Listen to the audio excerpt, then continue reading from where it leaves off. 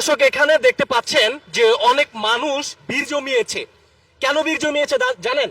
এই যে দেখতে পাচ্ছেন যে মেয়েটি মেট্রো রেলের সামনে লিফটের সামনে বাসা বেঁধেছিল।